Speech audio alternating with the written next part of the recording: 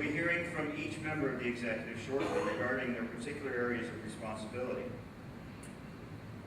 By now, you all know our theme for the event is emerging technologies. Anything is possible. But what does this mean to us as members, and more importantly, to our association? New challenges need new technologies to address them.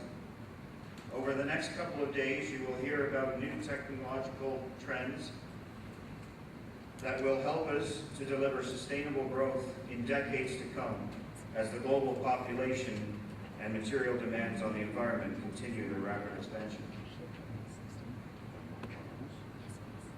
Preparing for the future, Oacett represents many different disciplines as part of our membership composition. This brings us reward, but also challenges. The rewards are that we continue to grow and attract a cross-section of members representing a variety of existing and emerging technologies. The challenges are that with technology changing daily, we need to change with it. We must broaden our acceptance of members who are educated and working in these new technologies and reflect their specialization accordingly. We need to balance the needs of our top three disciplines of civil engineering, civil, electrical, and mechanical with those of our other 12 disciplines. If I can just reflect, a couple of months ago I was at a conference with our CEO, and listening to some of the other associations that were there talk about their challenges, many of them only represented one discipline. And they were talking about all the challenges that they had. Well, we've got 15 disciplines. And as we started talking to some of the individuals, they realized their challenges weren't so great. We need to balance the needs of our top three disciplines. And Oacett is unique in that it does represent a variety of disciplines, unlike so many other associations, as I've already mentioned. In my term as president, I want to ensure that as an association, we are ahead of the curve in representing all technologies, whether they be wireless technology, three-dimensional technology, remote sensing technology, nanoscale technology, or any other. The interesting statistic that I keep hearing is that 25% of the students that are entering the college programs today will be working in areas that don't exist today. If you're anything like me, you'll find this all interesting and a little bit overwhelming.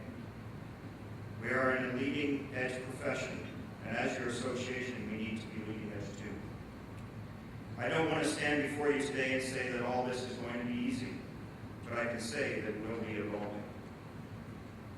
We are fortunate that, owing to strong Oacett leadership in the past, and ongoing professional commitment and excellence from the members, recognition of our credentials and our association increases each year, and we continue to build strong strategic partnerships with government, industry, academia, and other associations. Gone are the days when we could do everything on our own. We must continue to build strong partnerships and through cooperative management, address these emerging technologies and play a role in making them mainstream in our everyday life. We are fortunate to have many active volunteers, as evidenced by all of you being here today. Oacett is unique that we have over 350 active volunteers. Again, when I think about that conference that we went to, there were some tables of 8, and that was the sum total of all the volunteers from some of these associations. But we have 350 active volunteers, and this is what allows us to continually keep our operations running smoothly. We, like all associations or companies, have many challenges to address, such as the aging workforce, and not just our workforce, but our volunteer base too. We have 28 chapters across the province that serve as the local voice of Oacett. They have a huge role in the success of the association, enhancing our brand of who we are and what we do. What then is our approach? The first priority on my agenda is to lead the association through a review and revision of our strategic plan. We have had our current strategic plan in place for quite a few years, and it has served us very well. Many of our 6 strategic priorities have become embedded in our everyday operations. In reviewing our strategic plan, we will look at a variety of variables such as our strengths, weaknesses, opportunities, and threats. For example, Oacett has been very fortunate in that we have no competition to date. But we need to assess whether this is a threat for the future. As part of this exercise, we have already completed an environmental scan and engaged with our many stakeholders. Council met early this morning, very early this morning.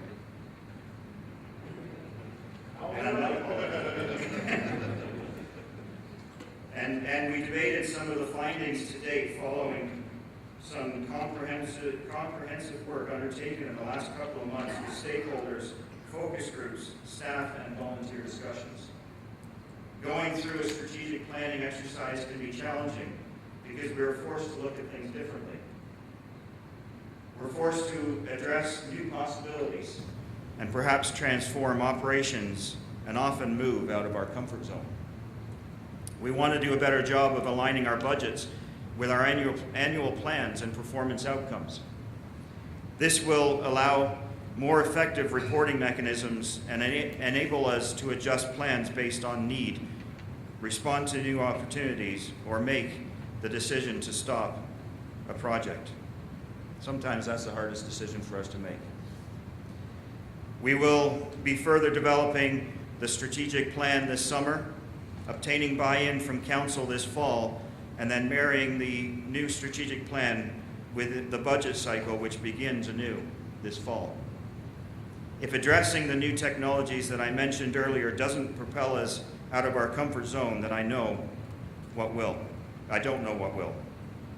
Emerging technologies will, however, always mean improvement, advancement, and a new way of doing things, which is definitely what we want as individual members of Oacett and as an association.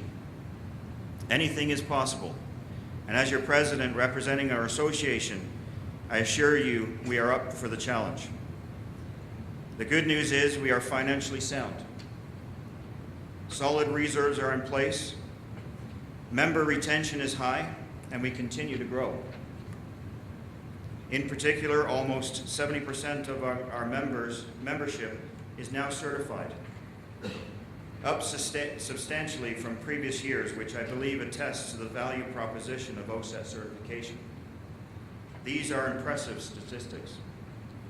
We have been busy over the past year, and it seems life at Oacett never stands still.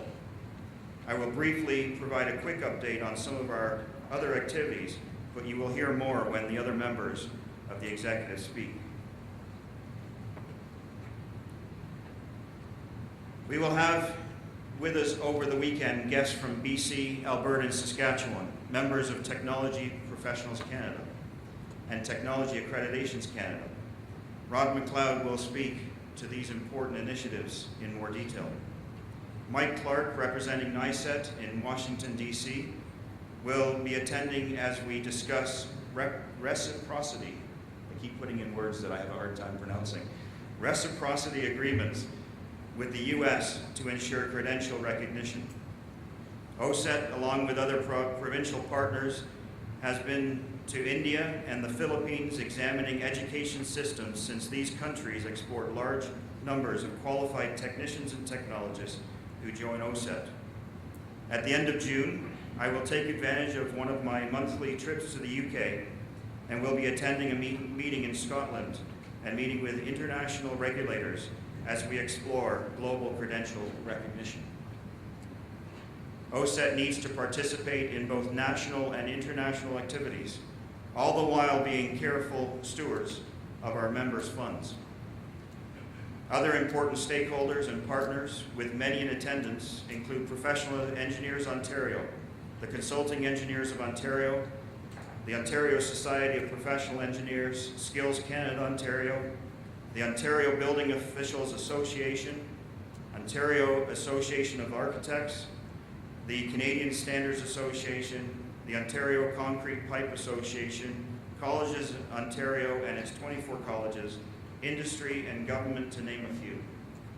Sal Alajek, I believe I'm saying that right, from Engineers Without Borders will be speaking at lunch today to talk about our partnership with PEO, OSPI, Engineers Without Borders to revitalize National Engineering Month as one such example of partnership and collaboration. Under governments, it can be a very dry topic. Trust me, I used to fall asleep to governments, but now it keeps me awake at night. However, a basic responsibility of the leadership is to ensure that basic principles of governance are upheld in the running of the association. There's been too much press in recent weeks about the failure of local, provincial, and national governments to manage their affairs properly. New federal legislation governing not-for-profits will be coming into effect shortly. We must be continually monitoring our rules, policies, and bylaws, how we steward our members' funds, and with recent elections, the need to groom and develop newly appointed council members. Not to mention the ongoing challenge of reaching out to the chapters and members at large to encourage constant renewal in the organization. I can't think of three more capable members than Rod McLeod, David Saunders, and Robin Dunn to form the nominating committee as it considers such things as the leadership and professional development needs for succession planning and the membership at large. Chapters and volunteers are key to the success of every initiative of the association, key to the promotion of our members as qualified persons, key in raising the awareness of who we are and what we do. As an association, we are one voice, but as members, we have over 24,700 voices. As we consider the emerging technology and anything is possible theme, over the next couple of days, think about our strength in members too. As members of Oacett, we are a formidable force. I really do believe that anything is possible, and I look forward to working with all of you. Thank you.